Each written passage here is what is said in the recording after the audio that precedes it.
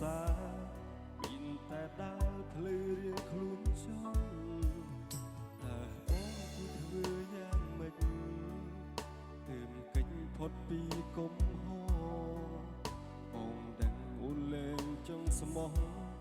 បងតែងខុសក្នុងកែវភ្នែកអូជ្រើសយកការចាំងចេញចង់បំពេញបំណងលំចោលក្រុមយ៉ាងធ្លាប់មានរួមគ្នាកន្លងហើយជាអ្នកដតីបើគេសួរអូនបាត់មកទៅណាប្រាប់គេចង់ថាសាវ៉ាមានតែថ្មីបងអាក្រមសុំនឹងអូដូចថ្លៃគេចាប់សង្ស័យដេញដល់ទៀតហើយពេលគ្មានបងពួកលែងទឹកថោនោះគួរឲ្យស្អប់នឹងនេះមិនរំខានគិនឡើយសង្ឃឹមការចាក់ចែងបងអាចធ្វើឲ្យអូនរីករាយមានអារម្មណ៍អ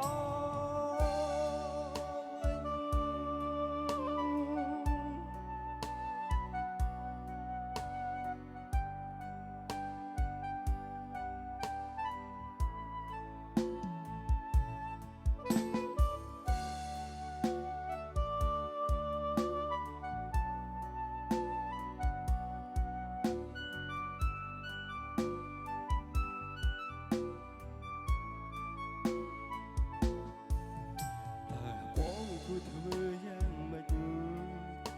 បពេញផុតពីកំហុស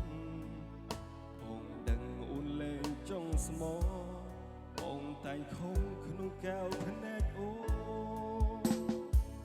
ជ្រើសយកការចាំងចេញចង់បំពេញបំណង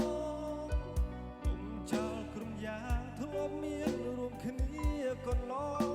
ខ្លាចជាអ្នកដតីបើគេសួរអូបាត់មកទៅណា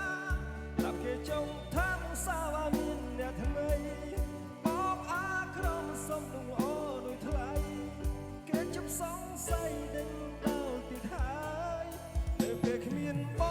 ងអូនលែងទឹកថោគួរឲ្យស្អប់អ្នកនេះមិនរំខានទៀតឡើយសង្ឃឹមការចាក់ចែងបងអាចធ្វើឲ្យអូនរីករាយនឹងមានអារម្មណ៍